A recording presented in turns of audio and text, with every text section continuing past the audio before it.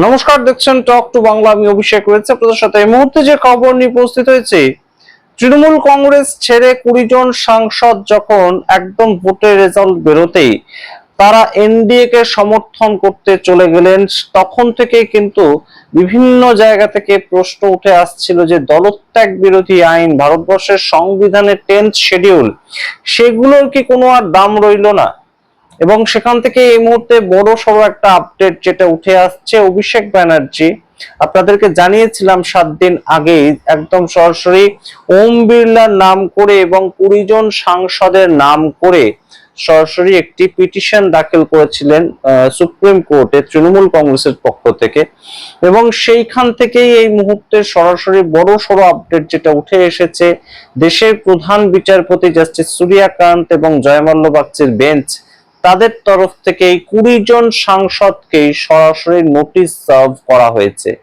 এবং notice serve করা হয়েছে শুধু এই 20 জনকে তাই নয়, একদম এই 20 জন যদি সরাসরি সঠিক উত্তর সুপ্রিম কোর্টের কাছে নির্দিষ্ট সময়ের মধ্যে দিতে না পারে, তাহলে এই 20 জনেরই সাংসদ পদ চলে যেতে পারে। এবং এই ক্ষেত্রে রীতিমতন সরকারি যে সলিসিটর জেনারেল তুষার মেহতা, তাকে আজকে নাকানি চোবানি খেতে আমরা দেখলাম সুপ্রিম কোর্টে। তার কারণ, তার বক্তব্য ছিল যে আপনি এদের 20 জনকে নোটিশ দিচ্ছেন ঠিক আছে, কিন্তু কাইন্ডলি মিলর্ড, আপনি দেশের যে স্পিকার, লোকসভার স্পিকার, তাকে নোটিশ দেবেন না। তার কারণ, এর আগে সুপ্রিম কোর্ট একই ধরনের একটি মামলার ক্ষেত্রে স্পিকার ওম বিড়লাকে নোটিশ সার্ভ করেছিল, এবং সেটা শিবসেনার থেকে যখন 6 জন সরাসরি ছেড়ে চলে গিয়েছিলেন সিন্ধে কোর্টে এবং সেটাকে মান্যতা দিয়েছিলেন স্পিকার ওম বিড়লা। সেই সময় আমরা দেখতে পেয়েছিলাম সুপ্রিম কোর্টের নোটিশ সার্ভ করা হয়েছিল স্পিকার ওম বিড়লাকে। তাই আজকে এই সামগ্রিক ঘটনাটা কিন্তু আরো অনেকটাই এই মুহূর্তে তাৎপর্যপূর্ণ। এবার কি সরাসরি 20 জন তারা একদম ব্যাক টু প্যাভিলিয়ন, আবার কালীঘাট তৃণমূলে ব্যাক করবেন?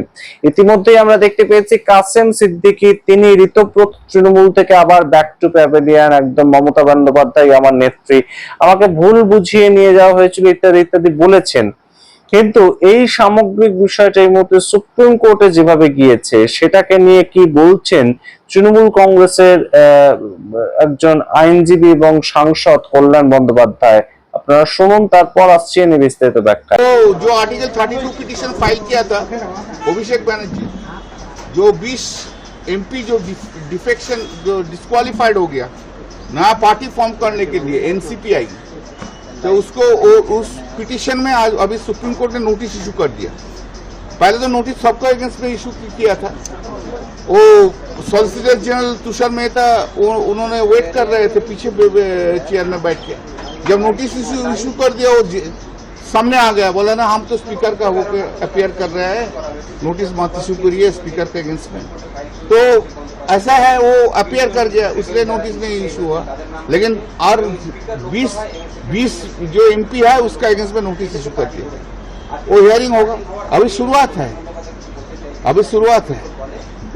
अभी तो पार्लियामेंट का एमपी लोग को किया, इसका बाद एमएलए लोग का करेंगे। देखते हैं बाजू में कितना जोर है, वो भी देखेंगे।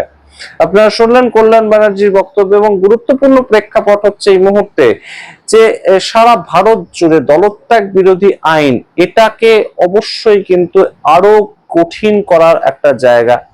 অনেকেই বলছেন যে 2/3 যদি সরাসরি একটা দল ছেড়ে অন্য দলে গিয়ে যুক্ত হয়, তাহলে তাদের বিরুদ্ধে দলত্যাগ বিরোধী আইন লাগু হবে কি হবে না, সেই বিচারটা কে করবে? সেই বিচারটা কি দেশের স্পিকার তার করার কথা, এবং তিনি যদি করেন তাহলে তো তার অবশ্যই 90 দিন টাইম লিমিট, এবং সেটাও সুপ্রিম কোর্টের সার্কুলার অনুযায়ী।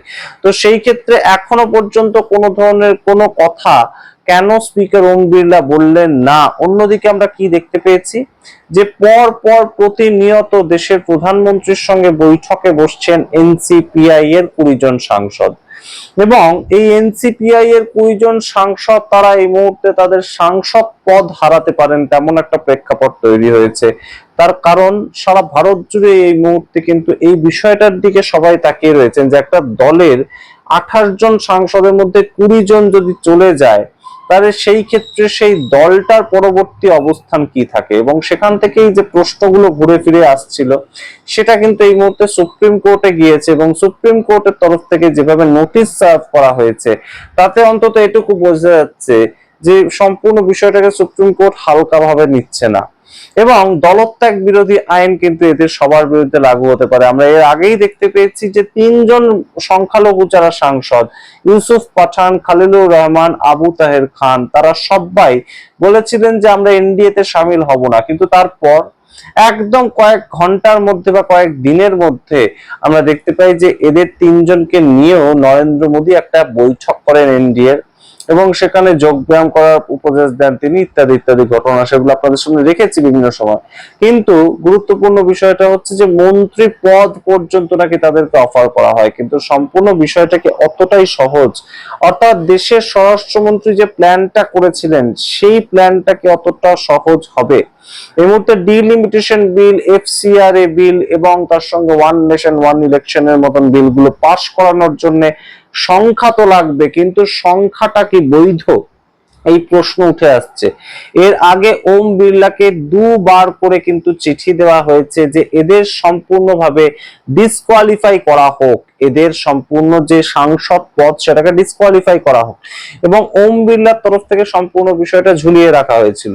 তো সেই কাজটা একই ধরনের প্যাটার্ন ফলো করতে গিয়ে তিনি শিবসেনার ক্ষেত্রে নোটিশ সার্ভ করা হয়েছে তাকে, সেটার এখনো পর্যন্ত কোনো উত্তর দেননি তিনি, এবং এই মুহূর্তে সুপ্রিম কোর্ট তুষার মেহতার কথা শুনে হয়তো ওম বিড়লাকে নোটিশ সার্ভ করলেন না, কিন্তু এই 20 জন সাংসদ যদি সদুত্তর দিতে না পারে বা নোটিশের কোনো উত্তর দিতে না পারে একদম সময় মতন, তাহলে তাদের সাংসদ পদ যেমন যেতে পারে, ঠিক তেমন ভাবে কিন্তু ওম বিড়লা তার সঙ্গেও বেশ খানিকটা খারাপ কোনো কিছু অভিজ্ঞতার সম্মুখীন তিনি হতে পারেন সুপ্রিম কোর্টের দ্বারা। তার কারণ একদম সরাসরি সুপ্রিম কোর্ট আবারও নোটিশ সার্ভ করতে পারে ওম বিড়লাকে, এবং সরাসরি যেহেতু এই পিটিশনটার মধ্যে ওম বিড়লার নাম করা আছে, নাম উল্লেখ রয়েছে যে ওম বিড়লা আমাদেরকে জানাচ্ছেন না এই 20 জনকে নিয়ে তিনি কি করতে চাইছেন, সেহেতু কিন্তু তাকেও সরাসরি সুপ্রিম কোর্টের পক্ষ থেকে আবারও একদম একটা বিড়ম্বনায় পড়তে হতে পারে।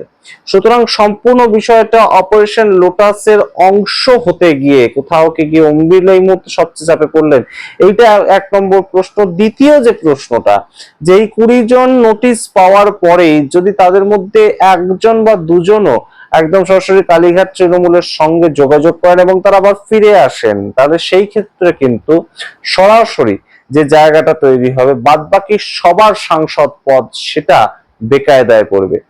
আর যদি এই 20 জন নোটিশের উত্তর দিয়েও দেন, তাহলেও কিন্তু 10th শিডিউল যেটা কল্যাণ বন্দ্যোপাধ্যায় বললেন সবে শুরু হয়েছে, এটা সম্পূর্ণ প্রসেসটা সবে শুরু হয়েছে, সংবিধানের 10th শিডিউল অনুযায়ী কিন্তু তাদের সাংসদ পদ সেটা অবশ্যই এটা প্রশ্ন চিহ্নের মুখে, অনিশ্চয়তার মুখে দাঁড়াবে। এই মুহূর্তে আমরা দেখবো যে সম্পূর্ণ যে পিটিশনের ডেট গুলো সেগুলো কিভাবে হয়, শুনানিটা প্রত্যেক দিন কিভাবে এগোচ্ছে আমরা দেখবো। তবে দেশের প্রধান বিচারপতি প্রথম দিনই এই পিটিশনটা ওঠার পরেই যেভাবে একদম খুব সহজে তিনি সরাসরি একটা নোটিশ সার্ভ করে দিলেন এই 20 জন সাংসদকে, তাতে কিন্তু বোঝাই যাচ্ছে যে সম্পূর্ণ প্রক্রিয়াটা খুব একটা বৈধভাবে হয়নি, এবং ওম বিড়লা যে কথাটা বলেছিলেন যে আমরা দুপক্ষের কথাই শুনবো তারপর ডিসিশন নেব, সেই ডিসিশনটা কেন তিনি নিলেন না এই সম্বন্ধে কিন্তু তাকেও নোটিশ সার্ভ করা হতে পারে সুপ্রিম কোর্ট থেকে। সম্পূর্ণ রাখলাম আপনাদের সামনে, আপনারা আপনাদের মতামত অবশ্যই কমেন্ট বক্সে কমেন্ট করুন। দেখতে থাকুন টক টু বাংলা, অবশ্যই টক টু বাংলা ইউটিউব চ্যানেলকে সাবস্ক্রাইব করতে ভুলবেন না, জয়েন বাটন ক্লিক করে অবশ্যই মেম্বারশিপ নিয়ে আমাদের হাত মজবুত করতে পারেন।